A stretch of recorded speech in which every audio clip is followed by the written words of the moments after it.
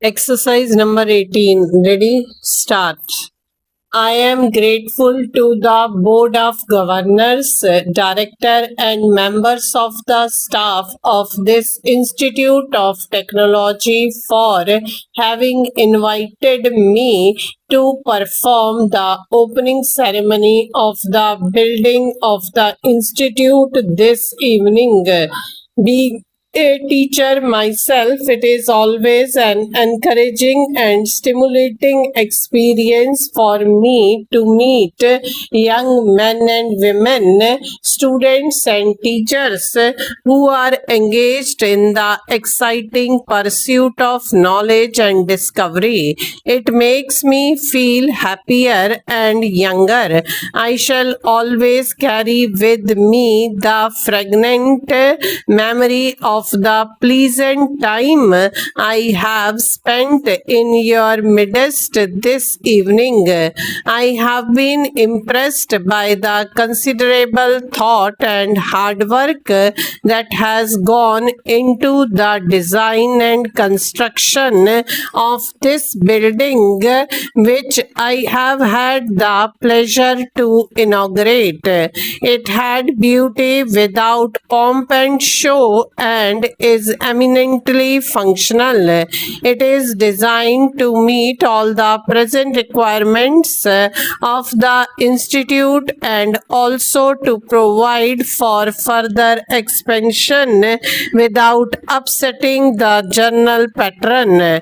Its cost has been kept significantly low, and the speed and efficiency with which it has been constructed deserve admiration. I was also happy to learn that most of the execution has been done departmentally without any contractors. In the present position of our resources, we cannot spend heavily on buildings, much less on middlemen's profits or ornamental features which have little educational significance. I therefore welcome the emphasis laid in the planning and construction of this building on functional utility, simplicity, and economy. I wish we could carry this emphasis still further in all our future constructions. The development of modern industry has been one of our significant achievements in the post-independence period.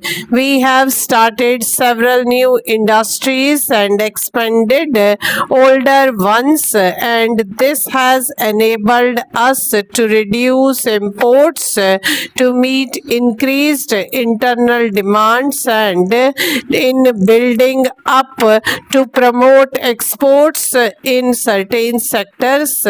In this, as well as in building up of the defense potential, our programs for the development of technical education have made a significant contribution.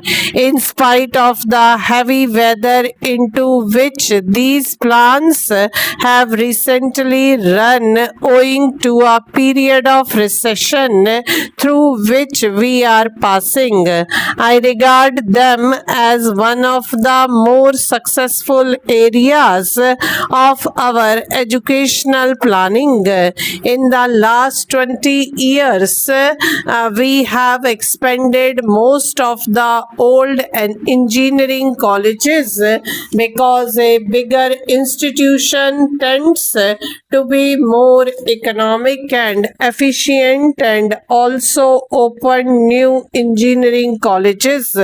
In the development of higher education, the essence of the strategy lies in creating through concentration of human and material resources a few centers of excellence where the highest standards possible are maintained.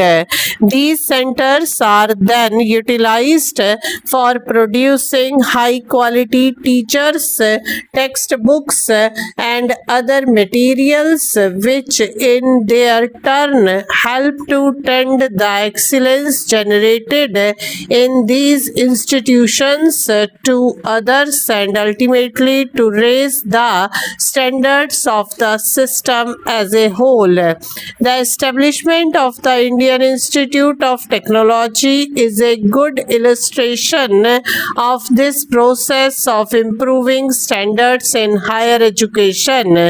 It has yielded good results so far, and if persisted on proper lines, it will eventually crown our efforts with success and help us to raise the standards of the entire system of technical education.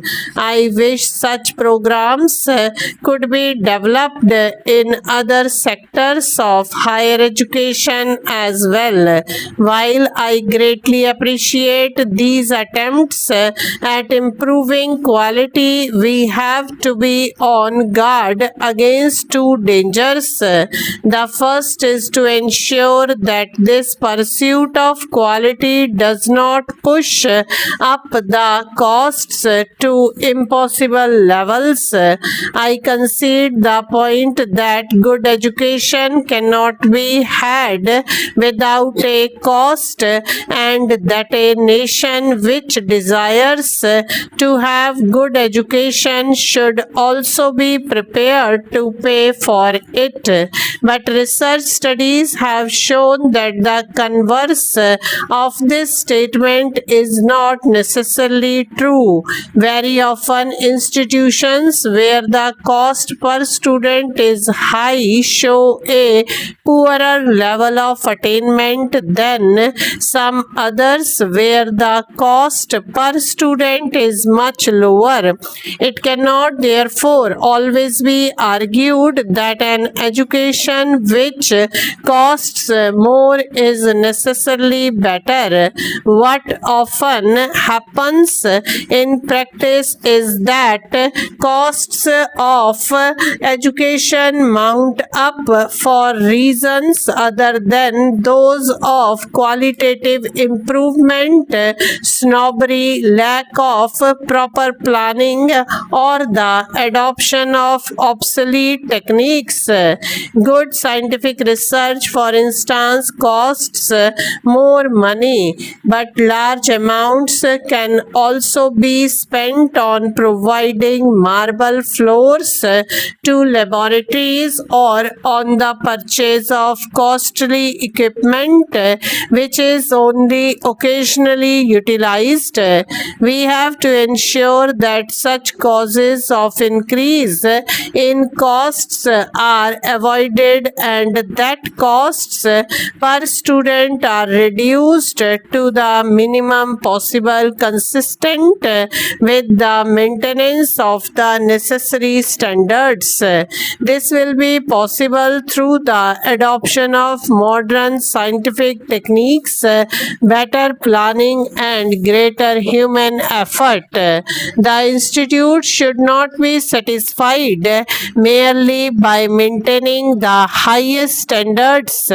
They should also evolve techniques to avoid waste, to make the best use of all available facilities, and to reduce costs to as low a level as possible. This is an important aspect of the problem which I commend for your serious consideration.